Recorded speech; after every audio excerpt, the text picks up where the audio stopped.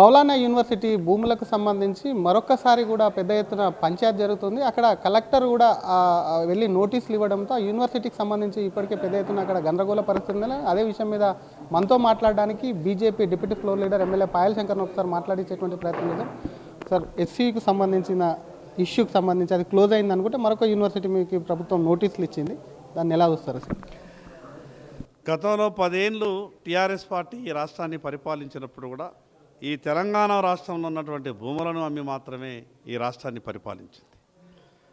మేమేం తక్కువ తిన్నామా అన్నట్టు కాంగ్రెస్ పార్టీ కూడా ఈ ప్రభుత్వం కూడా టీఆర్ఎస్ బాటలోనే ప్రయాణం చేస్తున్నది.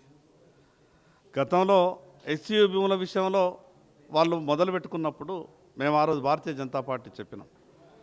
ఈరోజు యూనివర్సిటీ భూముల్ని ఈ రకంగా ప్రజల అవసరాల కొరకు ఈ తెలంగాణ భవిష్యత్తు కొరకు ఉన్నటువంటి భూముల్ని మీరు అమ్మడానికి వీల్లేదనంటే లేదు వాళ్ళెవరు బీజేపీ వాళ్ళు చెప్పడానికి మేము అమ్ముతామని అన్నారు. కుదరది, మేము భారతీయ జనతా పార్టీ అడ్డుకుంటుందని చెప్పినాం.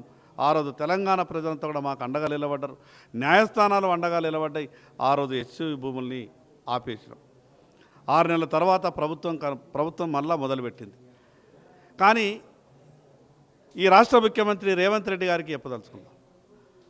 ఆ రోజు కాంగ్రెస్ పార్టీ అధ్యక్షునిగా మల్కాజ్గిరి పార్లమెంటు సభ్యునిగా మీరు మాట్లాడిన మాటలు ఒక్కసారి గుర్తు చేసుకోవాలి. ఆ రోజు ఏమన్నారు? భూములు అనేది భవిష్యత్తు ఆస్తులు అని అన్నారు. భూములు అనేది భవిష్యత్తు అవసరాల కొరకు వినియోగించుకోవాలా ప్రభుత్వం అని అన్నారు. ఈరోజు మీరేం చేస్తున్నారు? టీఆర్ఎస్ పార్టీ ఏ రకంగానైతే అమ్మిందో ఈరోజు మీరు కూడా గదే రకమైనటువంటి అమ్మకాలు మొదలు పెట్టుకునే ప్రయత్నం చేస్తున్నారు.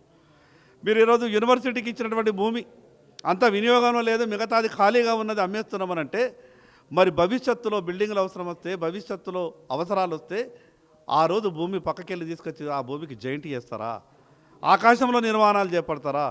రేపు నిధులు కావాలంటే 100 కోట్లు కాదు 1000 కోట్లు రావచ్చు, లక్షల కోట్లు కూడా తీసుకురావచ్చు. కానీ ఆ ప్రాంతంలోనే మరొక 20 ఎకరాలు 40 ఎకరాలు భూమి కావాలంటే తీసుకొచ్చి పెట్టేటటువంటి పరిస్థితి ఉండదు. అందుకే ప్రభుత్వం ఆలోచిస్తున్నటువంటి విధానాన్ని భారతీయ జనతా పార్టీ ఖండిస్తున్నది. ఈ ఖాళీగా ఉన్నటువంటి భూములు కావవి, అవి భవిష్యత్తు అవసరాల కొరకు కేటాయించినటువంటి భూములు.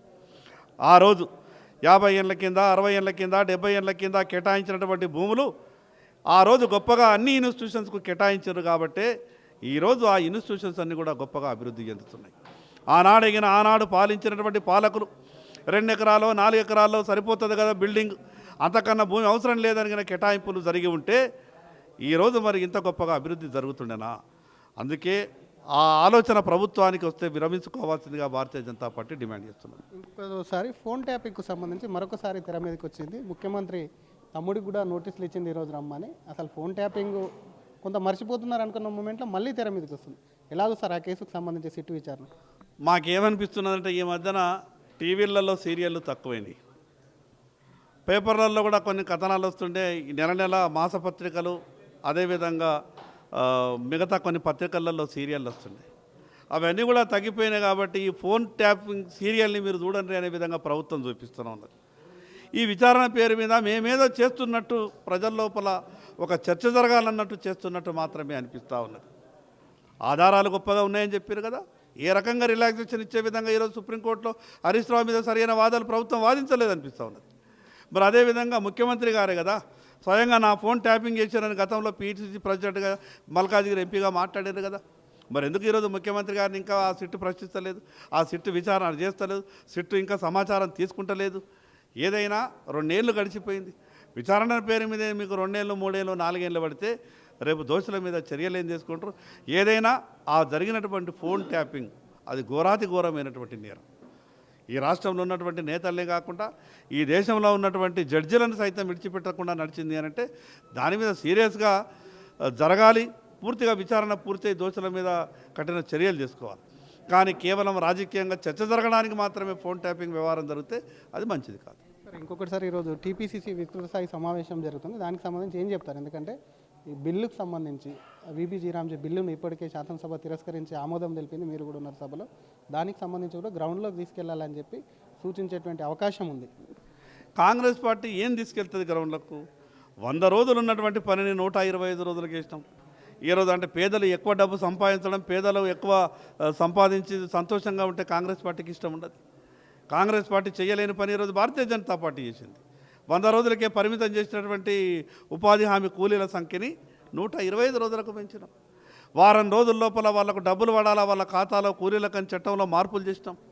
ఎక్కడైనా అవినీతి జరిగితే దోషుల మీద కఠిన చర్యలు తీసుకోవాలని చెప్పినాం. ప్రణాళిక ప్రకారం జరగాలని చెప్పినాం.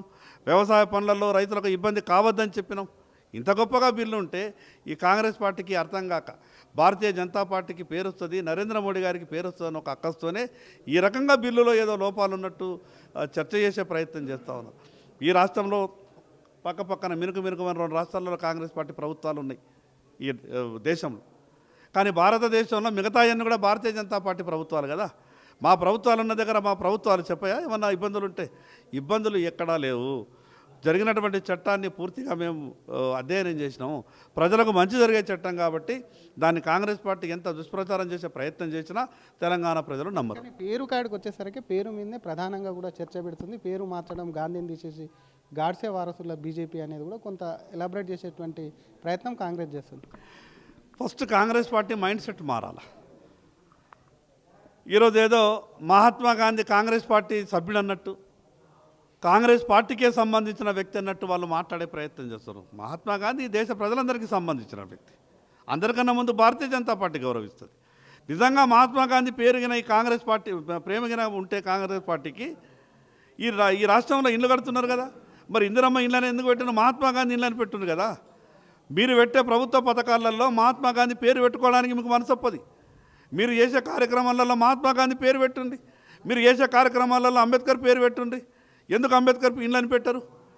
ఇప్పుడు ఈరోజు మీరు అంబేద్కర్ గురించి కూడా చాలా గొప్పగా మాట్లాడతారు కదా. అంబేద్కర్ పేరు పెట్టాలి కదా మీ పథకాలకు. కానీ ఇందిరాగాంధీ పేరు పెడతారు, రాజీవ్ గాంధీ పేరు పెడతారు. సంతోషపడాలా ఈ తెలంగాణ రాష్ట్ర ప్రజలు? రాహుల్ గాంధీ, ప్రియాంక గాంధీ పేర్లు ఇంకా పెడతలేరు. మాకు అనుమానం ఉన్నది భవిష్యత్తులో ఎక్కడ పెడతారో, వాళ్ళు బతికుండగానే వాళ్ళ పేర్లు పెడతారేమో ఈ కాంగ్రెస్ పార్టీ అనిపిస్తూ ఉన్నది.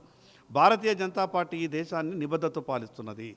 ఎక్కడో ఉన్నటువంటి ఈ దేశ ఆర్థిక వ్యవస్థ ఈరోజు 4వ స్థానంలోకి రావడానికి ప్రధానమంత్రి నరేంద్ర మోడీ గారు భారతీయ జనతా పార్టీ కారణం. ఇంత విపత్కరమైనటువంటి పరిస్థితులు ప్రపంచంలో నడుస్తున్నాయి. ఆర్థికంగా బలపడ్డటువంటి దేశాలు దిగజారుతున్నాయి. కానీ మనం ఈరోజు 4వ స్థానానికి వచ్చిన 9వ స్థానం నుండి రేపు అతి తక్కువ సమయంలో 3వ స్థానానికి ప్రపంచంలోనే అతిపెద్ద ఆర్థిక వ్యవస్థగా భారతదేశం నిలబడబోతా ఉన్నది. అందుకే ఈ కాంగ్రెస్ పార్టీ మాట్లాడేటటువంటి మాటల్ని ప్రజలు ఎవరు కూడా నమ్మేటటువంటి పరిస్థితి లేరు. ఆ మాటలు మాట్లాడే కన్నా గొప్పగా చేసినటువంటి ఆ చట్టాన్ని ఈ రాష్ట్ర ప్రభుత్వం సరైన రీతిలో అమలు చేసి ప్రజలకు న్యాయం చేయాలని మాత్రమే భారతీయ జనతా పార్టీ ప్రభుత్వానికి సలహా ఇస్తున్నది. Thank you sir. ఇది ఒకవైపు ఉపాధి హామీ పథకం ఏదైతే ఉందో దానికి సంబంధించి పేరు మార్పు అంత గగ్గోలు ఎందుకు, దాంట్లో సంస్కరణలు తీసుకొచ్చి పని దినాలు పెంచామని చెప్తూనే ఇంకోవైపు అసలు పేరు మార్పు నిజంగా మహాత్మా గాంధీ మీద పేరు ఉంటే ఇచ్చేటువంటి ఇందిరమ్మ ఇళ్ళకు కూడా పేరు పెట్టాలంటూనే ఫోన్ ట్యాపింగ్ వ్యవహారం ఏదైతే ఉందో అది డైలీ సీరియల్ లాగా నడుస్తుంది. దాని మీద అసలు ఫోన్ ట్యాపింగ్ ఎందుకు దోషులను సిట్టు తేల్చట్లేదు, ఎందుకు దాన్ని వాడుకుంటున్నారని ప్రశ్నిస్తూనే బీజేపీ ఎప్పటి నుంచో దాని మీద చాలా అనుమానాలు ఉన్నాయి కాబట్టి అది ముందుకు వెళ్ళేది లేదు, అందు నుంచి ఏమీ వచ్చేది లేదని చెప్తున్నారు. ఇంకోవైపు అటు మౌలానా ఆజాద్ యూనివర్సిటీ ఏదైతే ఉందో దానికి సంబంధించి మాత్రం మౌలానా యూనివర్సిటీకి సంబంధించి డెఫినెట్గా కూడా ఆ భూములు కూడా కాపాడాలి. ఆ భూములు గత ప్రభుత్వం ఏ విధంగా అయితే అమ్మకానికి పెట్టి సాగిస్తుందో ఈ ప్రభుత్వం కూడా అమ్మకంతోనే కూడా ముందుకు వెళ్ళేటువంటి ప్రయత్నం చేస్తుంది. కాబట్టి గతంలో ఇదే విధంగా ఆలోచించుంటే ఇంత భూములు ఉండేవా, యూనివర్సిటీలకు ఇంత కేటాయింపులు జరిగేవా. కాబట్టి ఇటువంటిది విధానాలు సరైనవి కాదు. కాంగ్రెస్కు ఖచ్చితంగా కూడా ప్రజలు బుద్ధి చెప్తారని BJP deputy floor leader MLA Payal Shankar అంటున్నారు. కెమెరామెన్ గజప్తో Sridhar, RTV, Hyderabad. Local to global news at your finger tips. మీ చేతిలో ఒక ఆయుధం. Download Raw TV app. Media legend Ravi Prakash is back.